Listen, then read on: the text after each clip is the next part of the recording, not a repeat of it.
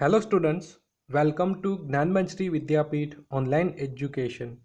I am Abhishek Goswami. I hope that you all are fine and safe at your home. So, in the last lecture, we have started our chapter number 16 and the name of the chapter is Climate. So, in the last lecture, we have discussed about seasonal changes and variations in the climate of India. And in the today's lecture, we will discuss about factors affecting the climate and we will also discuss about seasons of the India. So let's get start the topic. So first of all, we will learn about factors affecting the climate. So there are some factors on the surface of the earth which control the distribution and amount of elements of the climate. These are called climatic factors and following factors affect the climate of India. So हमारे अर्थ में कई सारे ऐसे factors हैं जो हमारे climate को affect करेंगे और इसी को हम क्या कहेंगे क्लाइमेटिक फैक्टर्स। और यहाँ पर हम देख सकते हैं कि there are many factors that affecting the climate like latitude, distance from sea, altitude and atmospheric pressure and winds. ये चार इंपॉर्टेंट फैक्टर है जो हमारे क्लाइमेट को अफेक्ट करेंगे। So let's learn about them. So first of all, latitude. Climatic type on the surface of the earth changes according to the latitude of a place concerned. Latitude किस तरीके से climate को affect करेगा? Simple सा एक example है कि equator equator का लैटिट्यूड होता है 0 डिग्री और यहाँ पर सबसे ज़्यादा गर्मी होती है। बट हम इक्वेटर से नॉर्थ की साइड आगे बढ़े और साउथ की साइड आगे बढ़े तो धीरे धीरे हमें गर्मी कम होती देखने को मिलेगी, धीरे धीरे कोल्डनेस बढ़ती जाएगी। सो इसी से हम कह सकते हैं कि लैटिट्यूड का काफ़ी इम्पैक्ट है ऑन द क्लाइमेट, क्योंकि if we go upward the temperature is decreases, then if we go downward means if we go southern side from the equator temperature also decreases. so यहाँ से हमें पता चलता है कि लैटिट्यूड में हम आगे बढ़ेंगे लाइक 0 से हम 90 की ओर आगे बढ़ेंगे तो धीरे धीरे टेम्परेचर डिक्रीज होगा। So that's why latitude is also very important factor on the climate. So there is a distance of about 111 kilometers between two successive latitudes. आपको ये पॉइंट याद रखना होगा कि दो लैटिट्यूड के बीच में डिस्टेंस होता है 111 kilometers. Then sunrays fall vertically over equatorial region, hence it is very hot throughout the year. मैंने आपको बताया था कि इक्वाटोरियल रीजन इक्वेटर पे सबसे ज़्यादा गर्मी होती है क्योंकि sunrays fall vertically over equatorial region, hence it is very hot throughout the year और इक्वेटर पे थ्रू आउट द ईयर काफ़ी गर्मी होती है। Then India is divided into two zones of different climatic conditions. हमारे इंडिया में भी दो टाइप के हीट जोन्स होते हैं। There are three types of heat zones on our earth: torrid zone, temperate zone and frigid zone. But India have two different heat zones like torrid zone and temperate zone. तो ये zone का division कैसे हुआ है? सो zone की बात करें तो टोरिड जोन की लोकेशन होगी tropic of cancer and tropic of Capricorn के बीच में, like 23.5 degree north to 23.5 degree south. ये जो रीजन है इसको हम कहेंगे torrid zone and torrid zone पे सबसे ज़्यादा गर्मी होगी because sun passes through the equator और इक्वेटर वाला जो रीजन है इसको हम कहेंगे torrid zone. That's why torrid zone is very hot zone in the earth. Then हम बात करें एक सेकेंड लेयर है टेम्परेट जोन। टेम्परेट जोन की दो लोकेशन है। हम बात करें ट्रॉपिक ऑफ कैंसर और आर्कटिक सर्कल, इस दोनों के बीच में भी है, इसको हम कहेंगे टेम्परेट जोन। एंड साउथ की ओर देखें तो ट्रॉपिक ऑफ कैप्रिकॉर्न से लेकर एंटार्क्टिक सर्कल, इसके बीच में जो भी लेयर है इसको हम कहेंगे टेम्परेट जोन। सो टेम्परेट जोन पे टेम्परेचर मीडियम होता है, यहाँ पर ज़्यादा ठंडी भी नहीं होगी और ज़्यादा गर्मी भी नहीं होगी। देन थर्ड जोन है frigid zone and frigid zone की लोकेशन है नॉर्थ की बात करें तो आर्कटिक सर्कल और नॉर्थ पोल के बीच में। एंड साउथ की बात करें तो एंटार्क्टिक सर्कल और साउथ पोल के बीच में, मीन्स यहाँ पर हमें सबसे ज़्यादा ठंडी देखने को मिलेगी. सो there are 3 zones on our earth. First, torrid zone is very hot. Temperate zone, it is medium. And frigid zone, it is very cold region. And हमारे इंडिया की बात करें तो tropic of cancer passes through the middle of India. So tropic of cancer के south वाला region ये torrid zone कहलाएगा, क्योंकि मैंने आपको बताया था टॉरिड जोन की लोकेशन क्या है. Then temperate zone torrid zone के नॉर्थ की ओर, सॉरी, ट्रॉपिक ऑफ कैंसर के नॉर्थ की ओर होगा. So India is divided into 2 zones of different climatic conditions, torrid zone and temperate zone. That's why South India experiences hot climate and North India experiences cold climate and Middle India experiences moderate climate. और इसी type से हम इसी तरह से कह सकते हैं कि इंडिया में हमें डिफरेंट क्लाइमेटिक कंडीशंस देखने को मिल रही है. Then let's move to second factor, and it is distance from sea. So the distance of landmass from sea is another important factor affecting the climate. Water and land have different capacity to conserve and release the solar heat. Very important point. Water and land have different capacity to conserve and release the solar heat. Water and land के पास different capacity होती है to conserve and release solar heat. Means मैं बात करूँ land part, जल्दी से गर्म भी हो जाएगा और जल्दी से ठंडा भी हो जाएगा. बट वाटर जल्दी से ठंडा भी नहीं होगा और जल्दी से गर्म भी नहीं होगा. Different capacity to conserve and release the solar heat. As a result, coastal regions experience temperate climate, while the climate becomes continental in the interior place away from the sea coast. यहाँ पर आपको ये समझना होगा कि different capacity to conserve and release the solar heat, ये क्या point है. सिंपल सा एक एग्जांपल है.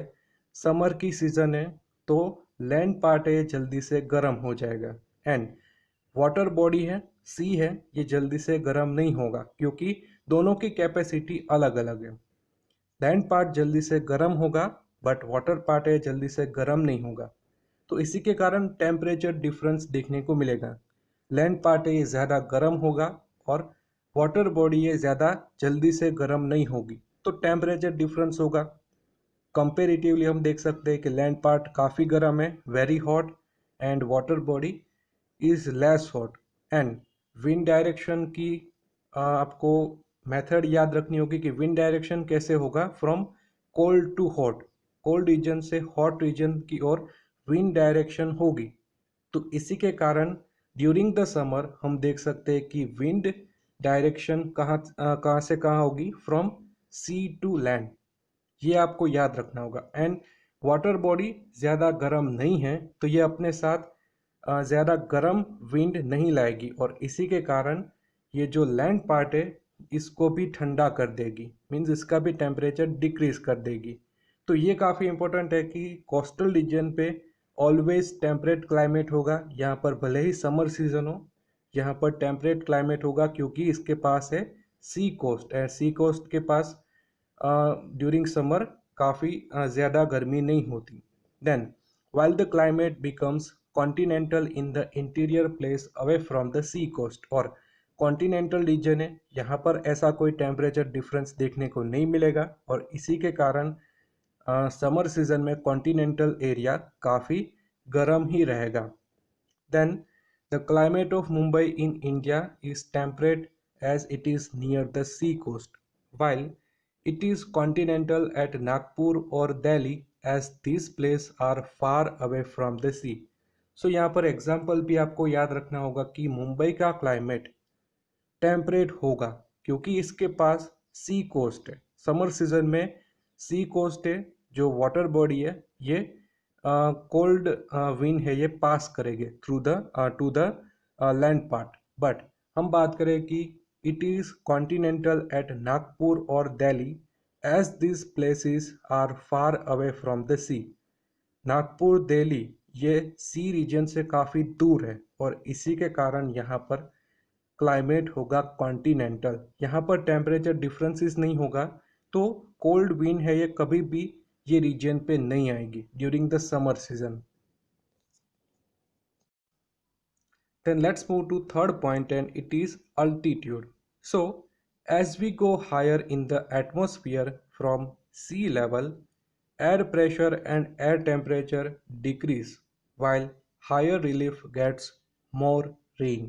So अगर हम हायर लेवल की ओर आगे बढ़े, सी लेवल से अप आगे जाए, मीन्स ऊपर की ओर आगे बढ़े, तो air pressure air temperature decrease होता है and higher relief means higher area पे ज़्यादा रेनफॉल होता है। तो ये भी क्लाइमेट को अफेक्ट करेगा कि जैसे हम अपर की ओर आगे बढ़ेंगे, अप रीजन की ओर, तो यहाँ पर temperature and air pressure decrease होगा एंड यहाँ पर रेनफॉल काफ़ी ज़्यादा होगा। So due to the high altitude the Himalayan peaks remain snow covered throughout the year, और इसी के कारण हिमालय के जो पीक्स होते हैं ये throughout the year snow से कवर हो गए, यहाँ पर ज़्यादा ठंडी पड़ेगी। Then moist air cools down when it rises and gives rain. Moist air means जो एयर इसके पास मॉइस्चर होगा, तो ये अपर साइड की ओर आगे बढ़ेगी तो धीरे धीरे कूल्स डाउन मीन्स ठंडी पड़ेगी, क्योंकि अपर रीजन पे टेम्परेचर डिक्रीज होता जाएगा। सो कोई भी हॉट एयर है, अगर वो अप जाएगी ऊपर जाएगी तो ये धीरे धीरे ठंडी पड़ेगी, और ठंडी पड़ेगी तो ये अगेन रेनफॉल में रिस्पॉन्सिबल होगी। So with increasing altitude of the mountains in Meghalaya the rainfall increases. और मेघालय की बात करें, यहाँ पर काफ़ी सारे माउंटेन्स है और ये सी लेवल से काफ़ी ऊपर है, और इसी के कारण मेघालय पे सबसे ज़्यादा रेनफॉल होता है। So, in general, air temperature decreases at the rate 1 degree for the ascent of 165 meters, or by 6.5 degrees Celsius for an ascent of every 1000 meters from the surface of the earth। तो आपको ये formula याद रखना होगा कि जैसे हम 165 metres ऊपर की ओर आगे बढ़े तो टेम्परेचर में डिक्रीज होगा 1 डिग्री का, मीन्स टेम्परेचर 1 डिग्री सेल्सियस जितना घटेगा। Then by 6.5 degree centigrade for an ascent of every 1000 metres from the surface of the earth. अगर हम अर्थ सरफेस से 1000 मीटर ऊपर चले जाए तो हमें 6.5 डिग्री सेल्सियस का टेम्परेचर डिक्रीज होता देखने को मिलेगा। So this is about altitude. Then let's move to fourth important factor, and it is atmospheric pressure and winds. So India falls in the path of northeast trade winds। हमारे India में generally wind direction होगी north east side से। North east means northern वाला और eastern वाला reason, यहाँ से wind direction always हमें देखने को मिलते हैं। So these winds originate due to tropical high pressure belt in northern hemisphere, and northern hemisphere पे tropical high pressure belt का जनरेशन होने के कारण ये winds originate होते हैं। So आपको high pressure and low pressure के बारे में पता होना चाहिए। High pressure means cold region होता है, यहाँ पर हाई प्रेशर होता है। हॉट रीजन होगा, यहाँ पर लो प्रेशर होगा, means cold wind carries high pressure and hot winds carries low pressure। so high pressure belt generate हो रहा है northern hemisphere पे। northern hemisphere पे ज़्यादातर कोल्ड रीजन हो गए लाइक चाइना, रशिया, ये सभी कंट्री पे। तो ये सभी कंट्री से विंड ओरिजिनेट हो गए in India. Then these winds deflect due to Coriolis force and blow towards equator, और ये winds इक्वेटर की ओर आगे बढ़ेंगे कोरियोलिस फोर्स और ये सभी पॉइंट्स के कारण। Then in past these winds were utilized for oceanic trade, so these are called trade winds, and ये जो विंड की डायरेक्शन है ये ओशनिक ट्रेड के लिए काफ़ी इंपॉर्टेंट थी। मीन्स विंड डायरेक्शन होगी फ्रॉम नॉर्थ ईस्ट। सो जो भी ओशनिक ट्रेड करते हैं ये सभी इसका ट्रेड विंड की तरह यूज़ करते थे, क्योंकि विंड ट्रेड के लिए काफ़ी इंपॉर्टेंट होगी, सी रूट के लिए काफ़ी इंपॉर्टेंट होगी। तो इसी के कारण ये विंड्स का नाम पड़ गया ट्रेड विंड्स, क्योंकि ये ट्रेड के लिए यूज़ होती थी। Then, as these winds blow over land mass, they contain less moisture। तो ये विंड का ओरिजिन कहाँ से हो रहा है? नॉर्थ ईस्टर्न रीजन से। और नॉर्थ ईस्टर्न रीजन पे हमें कोई भी वाटर बॉडी देखने को नहीं मिलती। Means these winds blow over land mass, they contain less moisture। और ये सभी के पास मॉइस्चर काफ़ी कम होगा। Then, the Indian Ocean is located to the south of India. Arabian Sea lies to the west and Bay of Bengal is in the east.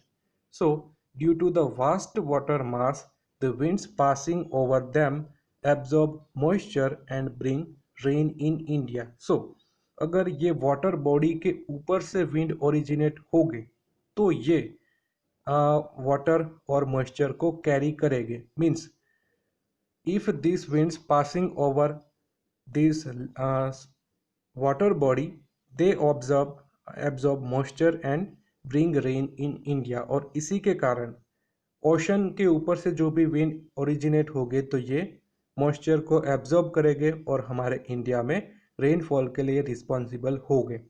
So during winter high pressure develops to the north of Himalayas. Cold and dry winds from this region blow toward the oceanic area where low pressure is created। So, winter पे क्या होगा? Winter पे हिमालयाज के जो northern reason है यहाँ से high pressure develop होगा, क्योंकि यहाँ पर काफ़ी कोल्ड क्लाइमेट होगा during the winter. And wind की डायरेक्शन होगी फ्रॉम कोल्ड टू हॉट। और इसी के कारण नदर्न एरिया से सदर्न एरिया की ओर विंड की डायरेक्शन होगी। और ये सदर्न एरिया पे लो प्रेशर जहाँ पर होगा, मीन्स ओशनिक एरिया पे उस टाइम पे लो प्रेशर होगा, क्योंकि हिमालयास के नदर्न साइड पे काफ़ी ज़्यादा प्रेशर है। सो विंड की डायरेक्शन होगी from high pressure to low pressure. तो इसी के कारण during the winter wind direction होगी north east to south, south west की ओर। Then during summer low pressure develops due to high temperature over central area and Indian landmass। At this time, high pressure prevails over Indian Ocean in the south.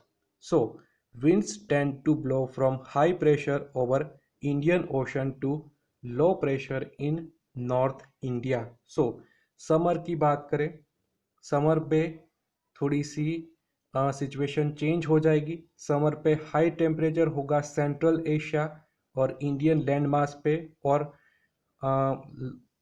Low pressure होगा and high pressure कहाँ पर होगा? Indian ocean पे। तो हम देख सकते हैं कि सिचुएशन चेंज हो गई है। समर सीजन पे लो प्रेशर होगा central Asia and Indian land mass पे, एंड हाई प्रेशर होगा इंडियन ओशन पे। सो विंड डायरेक्शन कैसी होगी? From high pressure to low pressure, means from Indian ocean to the central Asia. So इसी के कारण यहाँ से जो विंड ओरिजिनेट होंगे ये साथ में मॉइस्चर भी ले आएंगे, क्योंकि ये ओरिजिनेट होते हैं from the coastal region.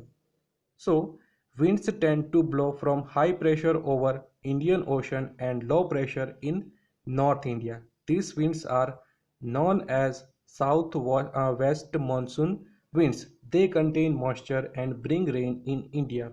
So, ये winds का नाम क्या है? South west monsoon winds। और ये सभी अपने साथ मॉइस्चर को भी लेके आते हैं और ब्रिंग रेन इन इंडिया, और हमारे इंडिया में रेनफॉल के लिए रिस्पॉन्सिबल है। सो सिंपल सा आपको ये याद रखना है, थोड़े से 3 इंपॉर्टेंट पॉइंट को याद रखना होगा कि विंड की डायरेक्शन क्या होगी। विंड की डायरेक्शन ऑलवेज होगी from cold to hot. And second है कि विंड की डायरेक्शन होगी higher pressure area to low pressure area. ये 2 पॉइंट आपको याद रखने होंगे। जैसे ही दो रीजन है उसमें हाई प्रेशर और लो प्रेशर देखने को मिल रहा है तो हम कहेंगे कि विंड डायरेक्शन होगी high to low.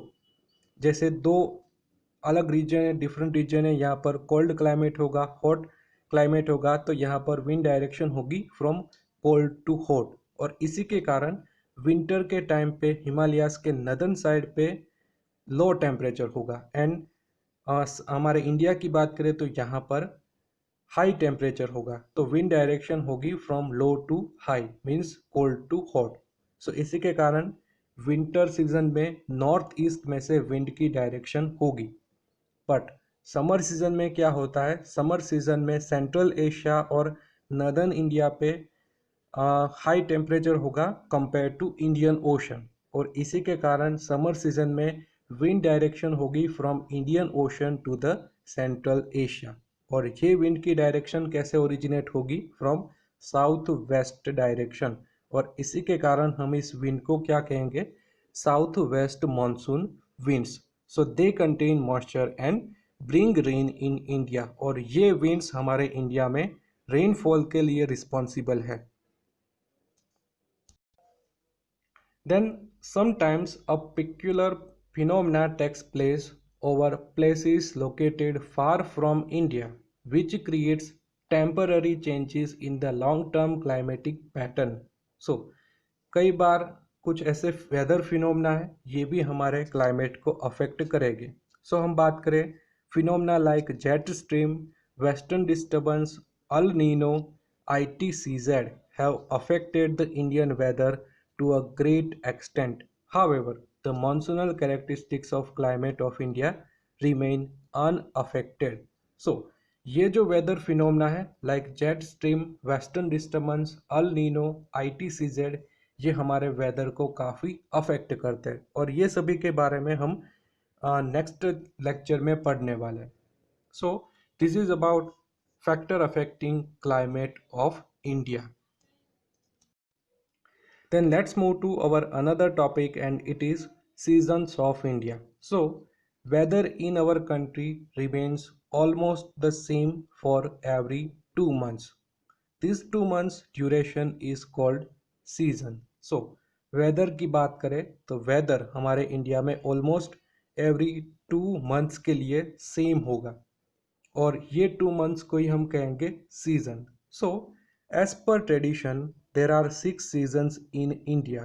These are Hemant, Shishir, Vasant, Grishma, Varsha and शरद। तो आपको ये 6 सीजन्स याद रखनी होगी। मेनली 3 सीजन है, cold season, hot season and rainy season. But दो दो मंथ के एवरी 2 मंथ की बात करें तो इसको हमने डिवाइड किया है in the 6 season like Hemant, Shishir, Vasant, Grishma and Varsha and शरद। तो यहाँ पर हम देख सकते हैं Hemant and Shishir is included in the winter season. Then Vasant and Grishma is included in the summer season and Varsha and Sharad it is included in the rainy season. तो आपको ये पार्टीशन याद रखना होगा। Then there is hardly an noticeable difference in the weather between two successive seasons. ऐसा नहीं है कि विंटर सीजन में कभी भी गर्मी नहीं होगी, थोड़ा सा डिफरेंस, नोटिसेबल डिफरेंस देखने को मिलेगा। बट जनरली हम कह सकते हैं कि विंटर सीजन होगी तो यहाँ पर हमें कोल्ड क्लाइमेट, कोल्ड वेदर देखने को मिलेगा। सो if two seasons are taken simultaneously, then more would be only 3 seasons of the year. अगर हम ये 6 सीजन में से दो दो सीजन को एक साथ कंक्लूड करें तो टोटल हमारे इंडिया में मेनली 3 सीजन्स देखने को मिलती है। First cold season, second hot season and third rainy season. Then changes in the seasons are experienced distinctly in India. Cold weather starts with beginning of winter.